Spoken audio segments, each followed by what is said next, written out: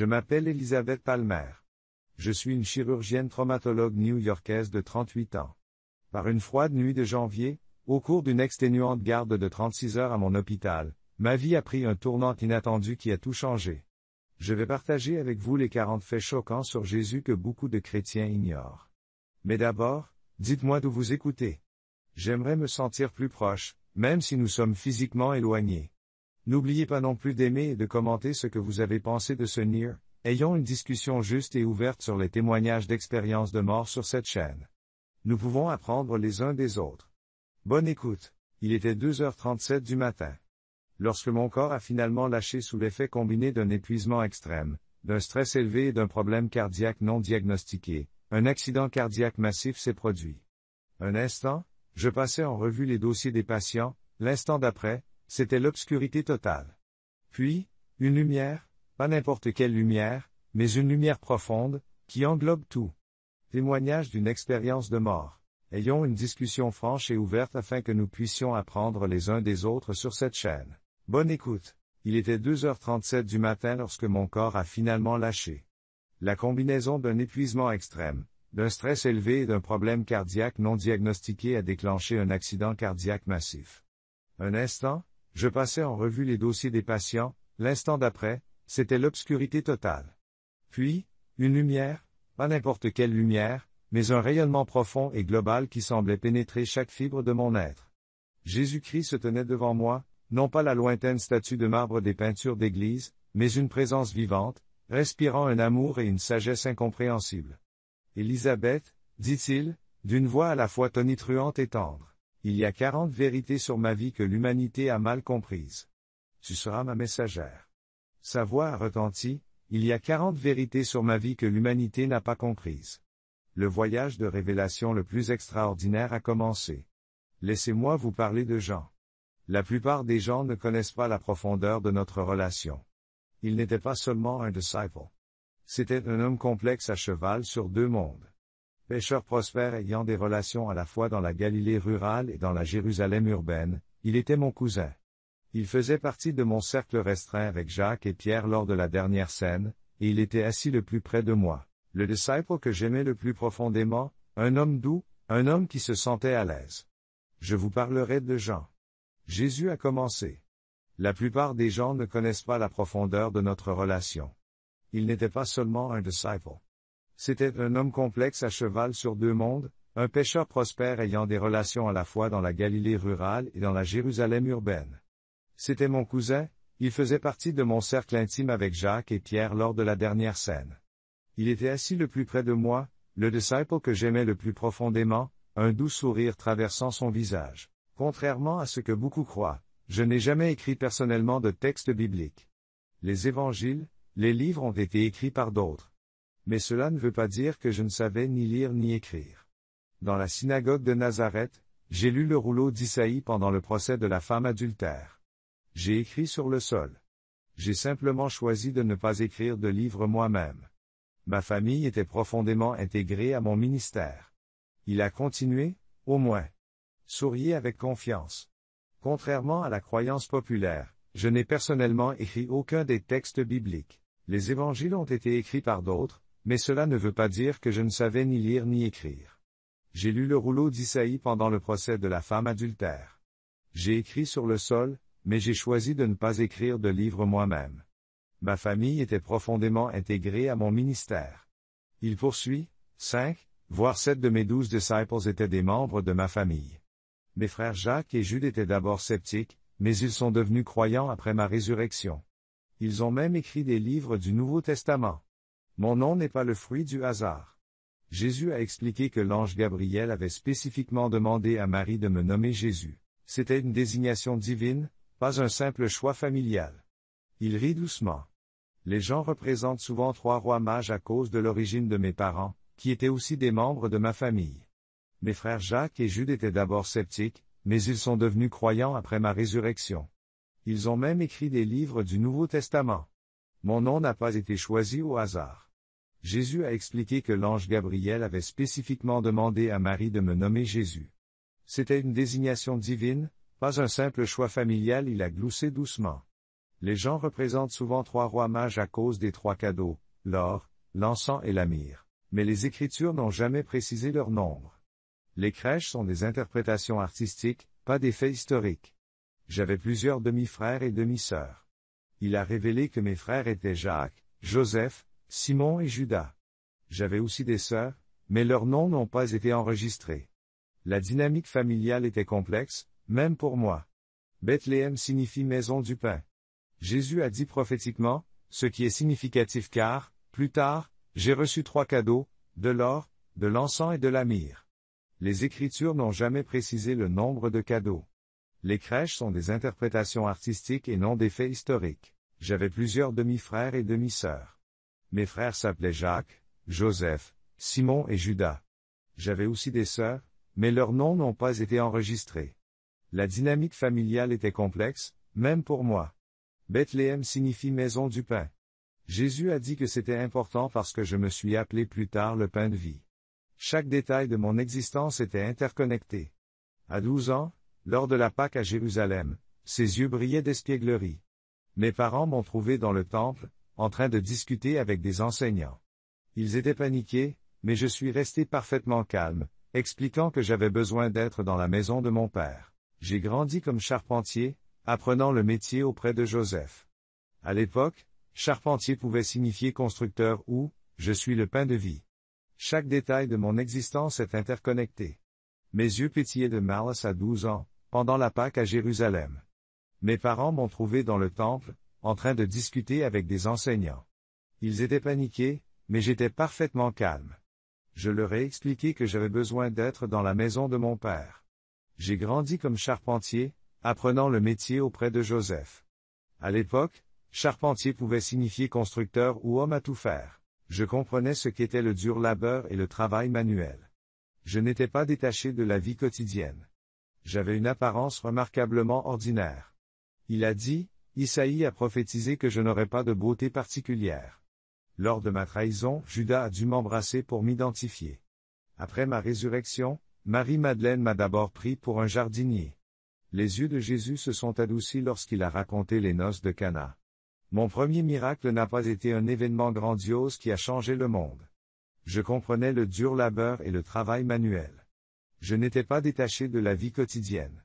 J'avais une apparence remarquablement ordinaire. Ésaïe a prophétisé que je n'aurais aucune beauté particulière pendant ma trahison. Judas a dû m'embrasser pour m'identifier. Marie-Madeleine m'a d'abord pris pour un jardinier après ma résurrection. Les yeux de Jésus se sont adoucis lorsqu'il a raconté les noces de Cana, mon premier miracle. Il ne s'agissait pas d'un événement grandiose qui changeait le monde, mais d'un moment intime de compassion. Le festin de noces était à court de vin, ce qui risquait d'être une source d'embarras social. Ma mère savait que je pouvais aider. J'ai transformé l'eau en vin, non seulement pour démontrer ma puissance, mais aussi pour symboliser la transformation. Il s'est arrêté, regardant directement dans mon âme. Le maître d'hôtel était stupéfait. D'habitude, les hôtes servent d'abord le meilleur vin, mais j'ai offert un excellent vin à la fin de la célébration. Il s'agissait clairement d'un moment de compassion. Le repas de noces commençait à manquer de vin et il y avait un risque d'embarras social. Ma mère savait que je pouvais aider. J'ai transformé l'eau en vin, non seulement pour démontrer mon pouvoir, mais aussi pour symboliser la transformation. Il s'est arrêté, regardant directement dans mon âme. Le maître d'hôtel était stupéfait. D'habitude, les hôtes servent d'abord le meilleur vin, mais j'ai offert un excellent vin à la fin de la célébration. C'était une métaphore du changement spirituel que j'apporterais, en gardant le meilleur pour la fin. Il est intéressant de noter qu'il a poursuivi. Le tout dernier verset de la Bible se concentre sur moi. Apocalypse 22h21 se termine par une bénédiction de grâce, même dans un livre rempli de jugements divins, il se termine par un message de miséricorde. J'ai commencé mon ministère vers l'âge de 30 ans. Jésus m'a expliqué qu'il était fascinant que ce soit l'âge auquel les prêtres commencent traditionnellement leur service. J'ai été choisi pour apporter un changement spirituel. J'ai gardé le meilleur pour la fin. Le dernier verset de la Bible se concentre sur moi. Apocalypse 22h21 se termine par une bénédiction de grâce. Même dans un livre rempli de jugements divins, il se termine par un message de miséricorde. J'ai commencé mon ministère vers l'âge de 30 ans. Jésus a expliqué que ce n'était pas une coïncidence et les prêtres commençaient traditionnellement leur service à cet âge. C'est un alignement délibéré sur le calendrier spirituel. Souvent, les gens ne se rendent pas compte que j'étais polyglotte. Je parlais principalement l'araméen et j'étudiais la Torah en hébreu. Je comprenais probablement le grec, qui était essentiel à la communication dans la Palestine du 1er siècle. La langue était un pont, tout comme je deviendrais un pont spirituel entre l'humanité et Dieu. Son expression est devenue plus introspective, et mon ministère public a été intense. Ce n'était pas une coïncidence. Il s'agissait d'un alignement délibéré sur le calendrier spirituel. Souvent, les gens ne réalisent pas que j'étais multilingue. L'araméen était ma langue maternelle. J'étudiais la Torah en hébreu. Je comprenais probablement le grec, qui était essentiel à la communication dans la Palestine du 1er siècle. La langue était un pont, tout comme je deviendrais un pont spirituel entre l'humanité et Dieu. Son expression est devenue plus introspective. Mon ministère public était intense. Il y avait constamment des confrontations d'enseignement avec les chefs religieux et des guérisons. J'ai compris l'importance cruciale de la solitude et de la prière. C'était ma façon de me ressourcer et de maintenir un lien spirituel. Un sourire subtil se dessine sur ses lèvres. Bien que la plupart des spécialistes s'accordent à dire que je n'ai pas eu d'enfants, ma lignée familiale se poursuit à travers mes frères et sœurs. Leurs descendants parcourent peut-être la terre aujourd'hui. Ils sont un lien vivant avec mon expérience humaine. Je n'étais pas le personnage stoïque et sans émotion que l'on dépeint souvent. Jésus a déclaré avec insistance, « J'éprouve des émotions profondes. » La colère face à la commercialisation du temple, la compassion pour les perdus, le chagrin, la joie, les émotions ne sont pas une faiblesse, mais le reflet de l'amour divin. Dans l'histoire biblique, seules 3 personnes ont jeûné pendant 40 jours, Moïse, Élie et moi-même. C'est pendant cette période extrême de vulnérabilité physique que Satan m'a tenté. Jésus n'était pas un stoïque sans émotion. Il ressentait profondément les émotions. La colère face à la commercialisation du temple, la compassion pour les perdus et la joie n'étaient pas des faiblesses, mais le reflet de l'amour divin. Dans l'histoire biblique, seules 3 personnes ont jeûné pendant 40 jours, Moïse, Élie et moi. Il m'a révélé que c'est pendant cette période de vulnérabilité physique que Satan m'a tenté. La force spirituelle transcende les limites physiques. Pendant ma tentation dans le désert, ses yeux brillaient d'intensité. J'ai contré chaque suggestion diabolique par les Écritures, en particulier le Deutéronome. Le combat spirituel n'est pas une question de puissance, mais de compréhension profonde. L'atmosphère devenait lourde. Ma souffrance allait au-delà de la douleur physique. Isaïe a prophétisé que mon apparence serait tellement ternie que je serais à peine reconnaissable. La force spirituelle transcende les limites physiques. Lors de ma tentation dans le désert, ses yeux brillaient d'intensité. J'ai répliqué à chaque suggestion diabolique par les Écritures, en particulier par le Deutéronome. Le combat spirituel n'est pas une question de puissance, mais de compréhension profonde. L'atmosphère devenait lourde. Ma souffrance allait au-delà de la douleur physique.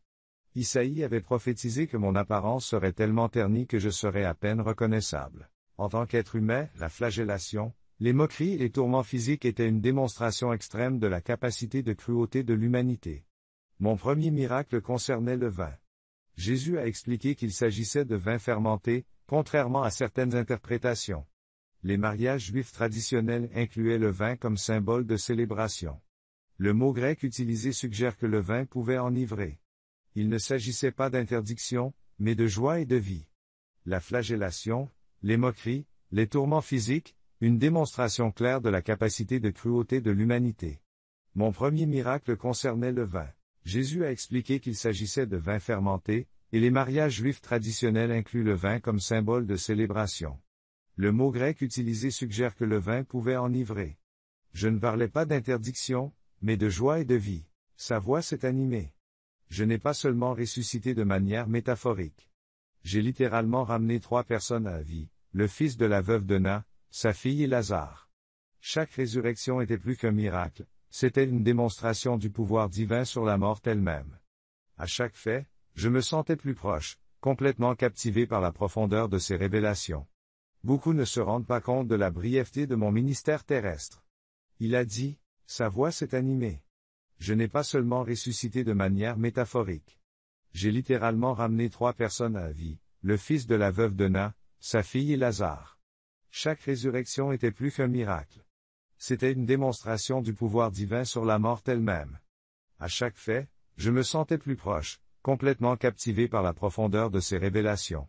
Beaucoup ne se rendent pas compte de la brièveté de mon ministère terrestre. Il a dit, environ 3 ans et demi. Environ 3 ans et demi. C'est si peu de temps pour transformer le monde. J'ai participé à au moins 3 fêtes de Pâques, chaque moment étant intentionnel, chaque interaction l'étant aussi.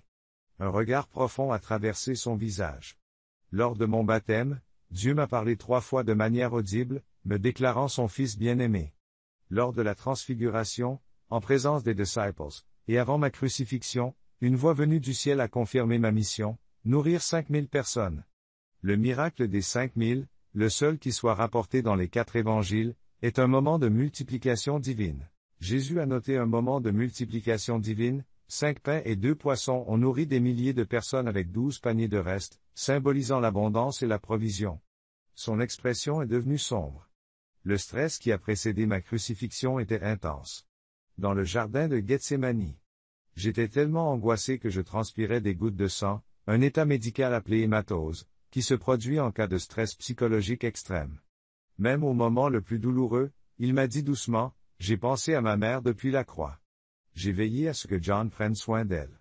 L'amour d'un fils transcende la souffrance personnelle. Ils ont placé un signe sur ma croix, Jésus a expliqué, écrit en araméen, en latin et en grec, Jésus de Nazareth, roi des Juifs. Les lettres en RI dans l'œuvre d'art proviennent de l'inscription latine. La crucifixion ne m'est pas propre. Les Romains l'utilisaient fréquemment comme méthode de souffrance personnelle, ils ont placé un signe sur ma croix. Jésus a expliqué en araméen, en latin et en grec, Jésus de Nazareth, roi des Juifs. Les lettres R et I de l'œuvre d'art proviennent de l'inscription latine. La crucifixion ne m'est pas propre. Les Romains l'utilisaient fréquemment comme méthode d'intimidation. Des dizaines de milliers de personnes ont été crucifiées. Mon importance n'est pas liée à la méthode de mort, mais à ce que j'étais et à ce qui s'est passé après. Un sourire complice se dessine sur son visage. Mon enterrement a été prophétisé des siècles avant qu'il n'ait lieu. Isaïe avait prédit que je serais enterré dans le tombeau d'un homme riche, et c'est exactement ce qui s'est passé. Mon importance ne résidait pas dans la méthode de mort, mais dans ce que j'étais et dans ce qui s'est passé après. Un sourire complice a traversé son visage. Mon enterrement a été prophétisé des siècles avant qu'il n'ait lieu. Isaïe avait prédit que je serais enterré dans le tombeau d'un homme riche, ce qui est exactement ce qui s'est passé avec Joseph d'Artaï. Les Romains étaient déterminés à empêcher tout récit de résurrection. Jésus a dit qu'ils utilisaient 3 niveaux de protection, une grosse pierre, un garde et un sceau officiel romain. Briser ce sceau signifiait une mort certaine. Je n'étais pas un fantôme ou une apparition spirituelle, a-t-il souligné. J'avais un corps physique. J'ai mangé avec mes disciples. Je les ai invités à toucher mes blessures. Une expérience spirituelle, certes, mais aussi profondément physique. Même lorsque j'étais enfant, mon destin était annoncé. Jésus s'est souvenu de Siméon dans le temple et a prophétisé que je provoquerais le lever et le coucher de beaucoup en Israël. Il a dit à ma mère qu'une épée lui transpercerait l'âme, préfigurant ma propre crucifixion. Je ne suis pas apparu qu'une seule fois. Je suis apparu 12 fois après ma résurrection. Je suis apparu à Marie-Madeleine, à Pierre, aux disciples sur la route d'Emmaüs, au groupe des 500 et plus. L'épée de ma mère lui a transpercé l'âme, préfigurant ma propre crucifixion. Je lui suis apparu, ainsi qu'à Pierre, aux disciples sur la route d'Emmaüs et au groupe de 500 personnes et plus à chaque fois.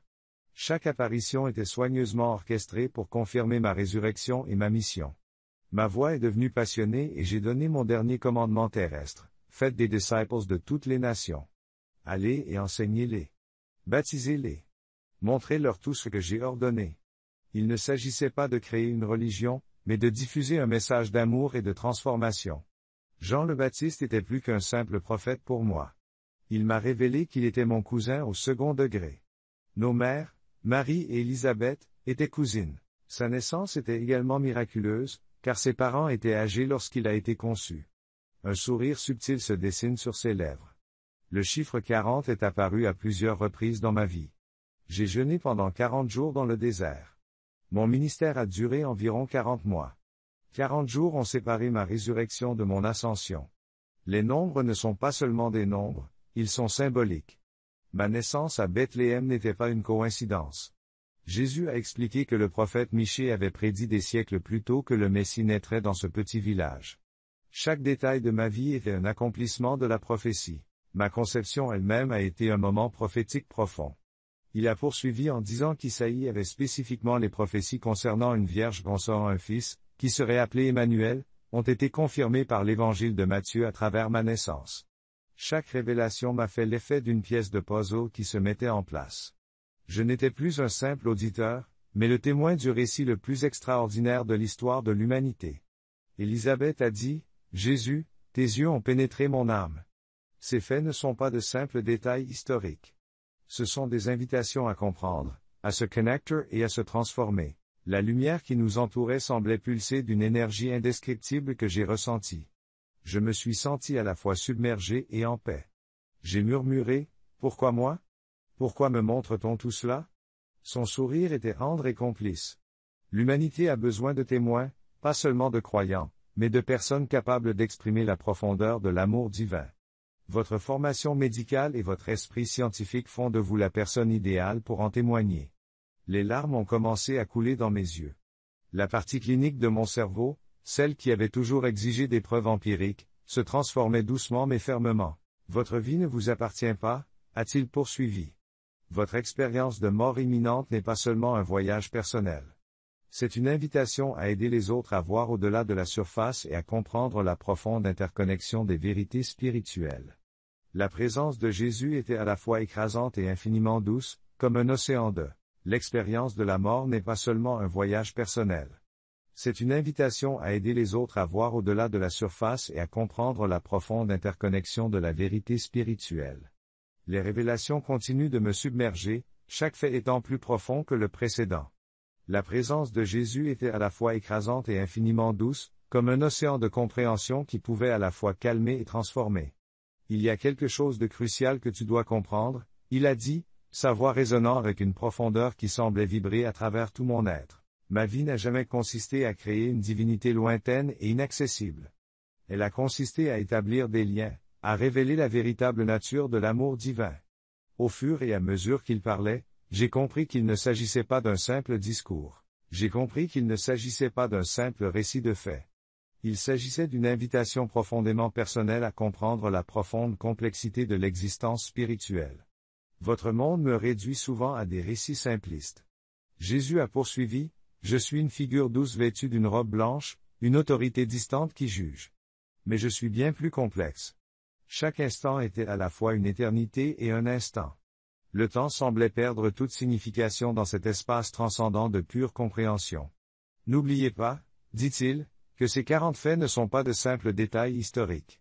Ce sont des fenêtres sur une vérité plus profonde. Une vérité qui s'étend bien au-delà des frontières religieuses et des limites culturelles. Je me suis surpris à vouloir poser à Jésus des milliers de questions sur la souffrance, l'amour et la danse complexe entre les limites humaines et le potentiel divin. Jésus a vu mes pensées et a souri, faisant preuve de compassion et de compréhension. Il m'a dit, « Ton rôle n'est pas de convaincre. Il est de partager, de donner un aperçu d'une réalité qui existe. » Jésus a souri, faisant preuve de compassion et de compréhension. Votre rôle, a-t-il dit, n'est pas de convaincre. Il est de partager, de donner un aperçu d'une réalité qui existe au-delà de ce que les yeux humains peuvent généralement percevoir. La lumière autour de nous a commencé à se déplacer, non pas à diminuer, mais à se transformer. Je me sentais doucement ramené à l'existence physique, au monde des moniteurs et des dossiers médicaux, de la souffrance humaine et de l'espoir humain. Attends, ai-je murmuré. Je ne suis pas prête à y retourner. Il y a tant d'autres choses que je veux comprendre. J'ai senti la lumière autour de moi se déplacer, non pas diminuer, mais se transformer. Je me suis senti ramené à l'existence physique, au monde des moniteurs et des dossiers médicaux, à la souffrance humaine et à l'espoir humain. J'ai dit, attendez. Je ne suis pas prête à y retourner.